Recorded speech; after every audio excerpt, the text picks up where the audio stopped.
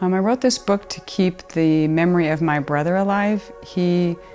I felt like it was an amazing story about how our lives were transformed, and it was a story that I thought would potentially help a lot of other people, because in our journey, one of the things that was really important was to share all the emotions. So it wasn't a story that was just about how amazing God is and how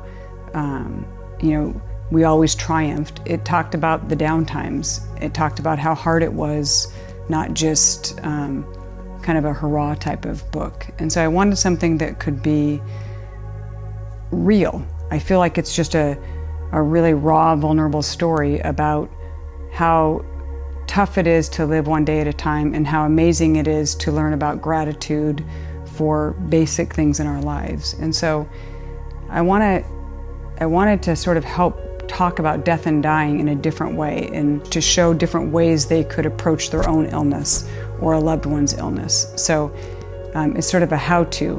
We talked about quality of life. We talked about how difficult it is to be a caretaker. We talked about how easy it is to take the basic things in life for granted. And so I felt like in this story I would give people an opportunity to just be transparent and open about what's really going on in their lives, to be vulnerable. The other part of it is I wanted to honor my brother. He left such an imprint in the way he handled it and the transformation he made from a guy who only primarily looked at the negative things in his life. So he switched from complaining to gratitude, and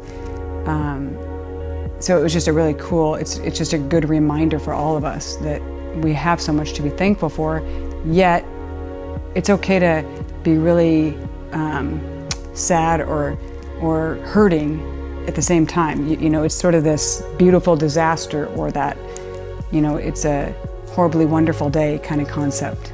So growing up, my brother was always, like I say, he was more of an Eeyore type of a guy. He was very negative, very, he would complain about being a little overweight. And so I was always I just had this compassion for him. So I would be like, well, let's go work out. And he's like, no, I don't want to work out. I don't like to sweat. So every fix I had for him, he would sort of reject. He was very sort of stuck in his way. So I would get really, really frustrated with him. Like, he had anxiety really bad. And so he wouldn't, applying for jobs and stuff was really, really hard for him. So before then, our relationship was more, honestly, me trying to sort of make him feel better in his life.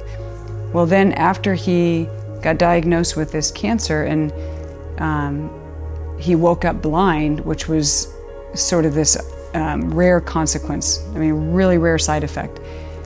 From that moment on, when he woke up, he was sort of funny. I call that the miracle, because it wasn't like he chose that. So, but he would tease me. I always worried about having boogers in my nose or anything. So his eyes could look at you, but he couldn't see you. But he'd go, sis, go like that. And so I would run to the bathroom thinking I had something, forgetting he can't even see me. Or he would, you would be like, should I turn the lights off, when you leave his bedroom? And he'd be like, well, it's dark in my head, but if it makes you feel better, go ahead. Because he couldn't see anything. And we had to laugh about the really vulnerable things. Like he would poop his pants, but we would just find a way to laugh at it. So he would be like, I got a package for you, sis, which meant basically he pooped himself. And it was like, okay, I'm done with your gifts, I'm done with your packages, and we would just laugh about it, because what else can you do? It was really vulnerable times. It was endearing. The parts that were really sentimental was the gratitude. He was so easy for me to care for, because he was so appreciative. He had 6 weeks to live, is what they told us when I brought him home, and he actually lived for 4 years. So during that time, he found peace, and that was the beauty of his journey. And so, but we talked a lot about God, we talked about family, and we just, being that vulnerable with somebody, because you're so dependent for everything. So this is a book about hope in such terrible times, and how you can still have hope. So I feel like it's a unique book in that way, in that it's real and it's raw, and and I think there's some valuable lessons that he teaches, and there's a lot of things that as his sister and advocate and as a counselor, I think I just was able to speak more vulnerably about feelings and emotions that can go along with sickness and death.